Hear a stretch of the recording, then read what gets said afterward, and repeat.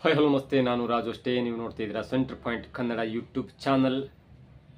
ರಮೇಶ್ ಜಾರಕಿಹೊಳಿ ಅವರು ಈಗ ಒಂದು ಸ್ಫೋಟಕ ಮಾತನ್ನು ಹೇಳಿದ್ದಾರೆ. ಅದು ಯಾವ ವಿಷಯದ ಬಗ್ಗೆ ಅಂದರೆ, 6 ವರ್ಷಗಳ ಕಾಲ ಬಿಜೆಪಿಯಿಂದ ಉಚ್ಚಾಟನೆಯಾದಂಥ ಯತ್ನಾಳ್ ಅವರ ಬಗ್ಗೆ.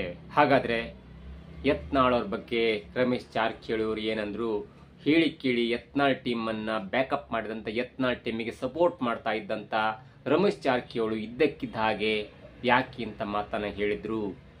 ಇವೆಲ್ಲವನ್ನು ನೋಡೋಣ. ಅದಕ್ಕಿಂತ ಮೊದಲು ಇಲ್ಲಿ ತನಕ ನಮ್ಮ ಚಾನಲ್ನ ಸಬ್ಸ್ಕ್ರೈಬ್ ಮಾಡಿಲ್ಲ ಅಂದರೆ ಈಗಲೇ ಸಬ್ಸ್ಕ್ರೈಬ್ ಮಾಡಿ, ಜೊತೆಗೆ ಕಾಮೆಂಟ್ಗಳ ಮುಖಾಂತರ ತಮ್ಮ ಅಭಿಪ್ರಾಯವನ್ನು ಹಂಚ್ಕೊಳ್ಬೋದು. ಎಸ್ ವೀಕ್ಷಕರೇ, ಯತ್ನಾಳ್ ಅವರನ್ನು ಬಿಜೆಪಿ ಪಕ್ಷ ತನ್ನ ಪಕ್ಷದಿಂದ ಉಚ್ಚಾಟನೆ ಮಾಡಿ ಶಿಸ್ತು ಸಮಿತಿಯ ಅಧ್ಯಕ್ಷರಾದಂಥ ಓಂ ಪಾಠಕ್ ಅವರು ಯತ್ನಾಳ್ ಅವರನ್ನ 6 ವರ್ಷಗಳ ಕಾಲ ಉಚ್ಚಾಟನೆ ಮಾಡಿದ್ರು. ಅದಾದ ನಂತರ ಕೆಲವೊಂದು ಘಟನೆಗಳು ನಡೀತು.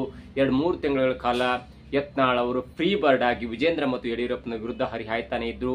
ಅದಾದ ನಂತರ ಯಾಕೋ ಸ್ವಲ್ಪ ಸುಮ್ಮನಾಗಿ, ಅದಾದ ನಂತರ ಎಲ್ಲಾ ಬೈಗಳು, ಎಲ್ಲಾ ಅವರ ಆಕ್ರೋಶಗಳು ಕಾಂಗ್ರೆಸ್ ಕಡೆ ತಿರುತು. ಕಾಂಗ್ರೆಸ್ ಸರಿ ಇಲ್ಲ, ಹಾಗಿಲ್ಲ ಎನ್ನುವಂತ ಒಂದು ಮಾತನ್ನ ಕೂಡ ಆಡ್ತಾ ಇದ್ರು. ಈ ಮಧ್ಯೆ ರೆಬಲ್ಗಳು ಅಂದ್ರೆ ಯತ್ನಾಳ್ ಅವರನ್ನ ಬ್ಯಾಕಪ್ ಮಾಡ್ತಿದ್ದಂತೆ, ಯತ್ನಾಳ್ ಅವರನ್ನ ಚೂ ಬಿಟ್ಟಿದ್ದಂತೆ, ಯತ್ನಾಳ್ ಅವರನ್ನ ತಮ್ಮ ಮುಖ್ಯಸ್ಥ ಎನ್ನುವ ರೀತಿಯಲ್ಲಿ ಬಿಂಬಿಸ್ತಾ ಇದ್ದಂತ ರಮೇಶ್ ಜಾರಕಿಹೊಳಿ ಆಗಿರ್ಬೋದು, ಪ್ರತಾಪ್ ಸಿಂಹ ಆಗಿರ್ಬೋದು, DP ಹರೀಶ್ ಆಗಿರ್ಬೋದು, ಕುಮಾರ್ ಬಂಗಾರಪ್ಪ ಆಗಿರ್ಬೋದು, ಅರವಿಂದ್ ಲಿಂಬಾಳಿ ಆಗಿರ್ಬೋದು ಮತ್ತು ಸಿದ್ದೇಶ್ವರ ಆಗಿರ್ಬೋದು, ಇವರೆಲ್ಲರೂ ಕೂಡಿ ಒಮ್ಮೊಮ್ಮೆ ಕಾಣಿಸ್ಕೊಳ್ತಾ ಇದ್ರು. ಒಮ್ಮೊಮ್ಮೆ ಕುಮಾರ್ ಬಂಗಾರಪ್ಪ ಅವರ ನಿವಾಸದಲ್ಲಿ ಮಾತುಕತೆ ನಡೆಸ್ತಾ ಇದ್ರು ಮತ್ತು ಹೇಳಿ ಕೇಳಿ ಅನೇಕ ಬಾರಿ ಕುಮಾರ್ ಬಂಗಾರಪ್ಪ ಅವರ ನಿವಾಸದಲ್ಲಿ ಸೇರ್ತಾ ಇದ್ರು. ಅದಾದ ನಂತರ ರಮೇಶ್ ಜಾರಕಿಹೊಳಿ ಅವರ ಬರ್ತ್ಡೇ ಪಾರ್ಟಿಯಲ್ಲೂ ಕೂಡ ಎಲ್ಲರೂ ಸೇರಿದ್ರು. ಅದಾದ ನಂತರ ಕೂಡ ಸಿದ್ದರಾಮಯ್ಯ ಯತ್ನಾಳ್ ಅವರನ್ನ ಬಿಜೆಪಿ ಪಕ್ಷಕ್ಕೆ ಕರೆತರುವ ನಿಟ್ಟಿನಲ್ಲಿ ಗುಪ್ತ ಮಾತುಕತೆ ನಡೀತಾ ಇದೆ. ರಮೇಶ್ ಜಾರಕಿಹೊಳಿ ಮತ್ತು NR ಸಂತೋಷ್ ಅವರು ದೆಹಲಿಯಲ್ಲಿ ಬೀಡ್ ಬಿಟ್ಟಿದ್ದಾರೆ ಎನ್ನುವಂತ ಮಾತು ಕೂಡ ಕೇಳಿ ಬರ್ತಾ ಇತ್ತು. ಅದಾದ ನಂತರ ಬೆಂಗಳೂರಿನಲ್ಲಿ ಒಂದು ಸಭೆ ನಡೆದಿತ್ತು. ಅಲ್ಲಿ ದೊಡ್ಡದಾದಂತಹ ಚರ್ಚೆ ಕೂಡ ನಡೆದಿತ್ತು ಎನ್ನುವಂತ ಒಂದು ಚರ್ಚೆ ಕೂಡ ಆಗಿತ್ತು. ಈ ಮಧ್ಯೆ ರಮೇಶ್ ಜಾರಕಿಹೊಳಿ ಅವರು ಒಂದು ಸುದ್ದಿಗೋಷ್ಠಿಯಲ್ಲಿ ಯತ್ನಾಳ್ ಅವರ ಪರವಾಗಿ ಮಾತನಾಡಿದ್ದಾರೆ ಮತ್ತು ಕಂಡೀಷನ್ ಅಪ್ಲೈ ಅಂತಾರಲ್ಲ, ಆ ಕುರಿತಾಗಿ ಕೂಡ ಕೆಲವೊಂದು ಮಾತನ್ನ ಆಡಿದ್ದಾರೆ. ಅದೇನೆಂದ್ರೆ, ಯತ್ನಾಳ್ ಅವರಿಗೆ ಬಿಜೆಪಿ ಪಕ್ಷ ಸಿಹಿ ಸುದ್ದಿಯನ್ನ ಕೊಡತ್ತೆ, ಒಂದೊಳ್ಳೆ ಸ್ಥಾನಮಾನವನ್ನು ಕೊಡುತ್ತೆ. ಆದರೆ ಇಲ್ಲಿ ಗಮನಿಸಬೇಕಾದಂತ ವಿಷಯ ಅಂದ್ರೆ, ಯತ್ನಾಳ್ ಅವರು ಸಮಾಧಾನದಿಂದ ಇರಬೇಕು. ನಮ್ಮ ಪಕ್ಷದ ಯಾವುದೋ ಮುಖಂಡರನ್ನು ಕೂಡ ಬೈಬಾರ್ದು, ತೆಗಳಬಾರ್ದು ಮತ್ತು ಮನಸ್ಸಿಗೆ ಬಂದಂಗೆ ಮಾತನಾಡಬಾರ್ದು. ನನಗೂ ಕೂಡ ವಿಜೇಂದ್ರ ಅವರ ವಿರುದ್ಧ ಅಸಮಾಧಾನ ಇದೆ. ಅದನ್ನು ನಾನು ಹೈಕಮಾಂಡ್ ಮುಂದೆ ತೆರೆಯ ಹಿಂದೆ ಹೇಳ್ಕೊಂಡಿದ್ದೇನೆ. ಅದು ಅಷ್ಟಕ್ಕೆ ಇರಬೇಕು. ನನಗೂ ಕೂಡ ಪಕ್ಷದ ಒಳ್ಳೇದು ಮಾಡಿದೆ ಮತ್ತು ನಾವು ಪಕ್ಷದ ಮುಖಂಡರ ಜೊತೆ ಚೆನ್ನಾಗಿದ್ದೇವೆ.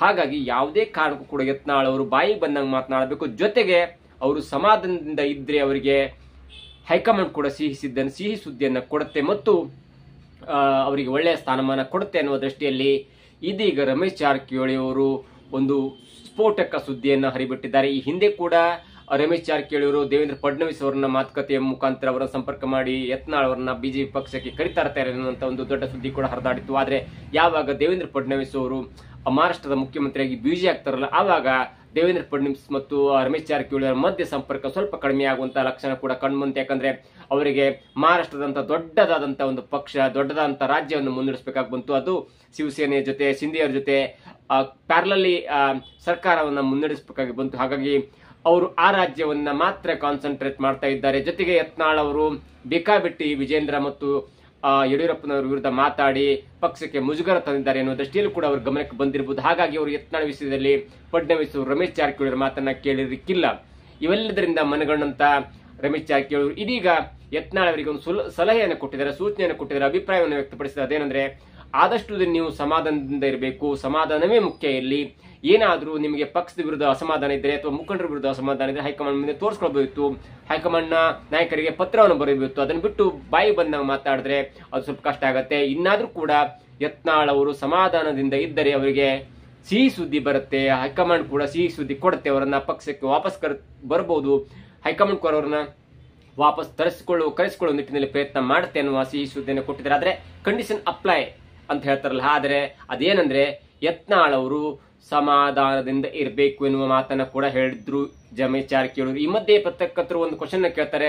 ಅದೇನಂದ್ರೆ, ಇದೀಗ ವಿಜೇಂದ್ರ ಅವರನ್ನು ಇಳಿಸಿ ಸೋಮಣ್ಣ ಅವರನ್ನ ಬಿಜೆಪಿಯ ರಾಜ್ಯಾಧ್ಯಕ್ಷ ಸ್ಥಾನಕ್ಕೆ ಕೂರಿಸ್ತಾರೆ ಅನ್ನುವಂತ ಮಾತು ಕೂಡ ಕೇಳಿ ಬರ್ತದೆ ಅನ್ನೋ ದೃಷ್ಟಿಯಲ್ಲಿ ಕೇಳಿದಾಗ, ಅದು ನನಗೆ ಗೊತ್ತಿರದಂತ ವಿಷಯ. ಹೈಕಮಾಂಡ್ ಏನೇ ನಿರ್ಧಾರ ತೆಗೆದುಕೊಂಡ್ರು ಕೂಡ ಅದು ಪಕ್ಷದ ಒಳ್ಳೆ ದೃಷ್ಟಿ ಆಗುತ್ತೆ. ಯಾಕಂದ್ರೆ ಪಕ್ಷದ ವಿರೋಧಿ ಚಟುವಟಿಕೆ ಯಾರು ಮಾಡ್ತಾರಲ್ಲ ಅವರನ್ನ ಈಗಾಗಲೇ ಇಬ್ಬರನ್ನು ಉಚ್ಚಾಟನೆ ಮಾಡಿದ್ದಾರೆ. ಶಿವರಾಮ್ ಹೆಬ್ಬಾರ್ ಆಗಿರ್ಬೋದು ಮತ್ತು ಯಶವಂತಪುರ ಶಾಸಕರಾಗಿರುವಂತಹ ST ಸೋಮಶೇಖರ್ ಆಗಿರ್ಬೋದು, ಅವರನ್ನು ಇಬ್ಬರನ್ನು ಕೂಡ ಪಕ್ಷದಿಂದ ಹೊರಗಾಗಿದ್ದಾರೆ ಮತ್ತು ಇಬ್ಬರಿಗೆ ನೋಟಿಸ್ ಅನ್ನು ಕೊಟ್ಟಿದ್ದಾರೆ. ಅವರು ಕೂಡ ಸೈಲೆಂಟ್ ಆಗಲಿಲ್ಲ ಅಂದ್ರೆ ಅವರನ್ನು ಕೂಡ ಪಕ್ಷದಿಂದ ಉಚ್ಚಾಟನೆ ಮಾಡಲಾಗುತ್ತೆ ಅನ್ನೋದು ಹೇಳಿಕೆ ಕೊಡೋದ್ರ ಮುಖಾಂತರ DP ಹರೀಶ್ ಆಗಿರ್ಬೋದು ಅವರು ಕೂಡ ಜಾರಕಿಹೊಳಿ ಅವರ ಪಂಗಡಕ್ಕೆ ಸೇರ್ತಾರೆ. ಮತ್ತೊಬ್ಬ ನಾಯಕ ರೇಣುಕಾಚಾರ್ಯ ಕೂಡ ಅವರಿಗೂ ಕೂಡ ನೋಟಿಸ್ ಅನ್ನು ಕೊಟ್ಟಿದ್ದಾರೆ. ಹಾಗಾಗಿ ಅವರಿಬ್ಬರನ್ನು ಕೂಡ ಉಚ್ಚಾಟನೆ ಮಾಡುವಂತ ಸಾಧ್ಯತೆ ಇದೆ.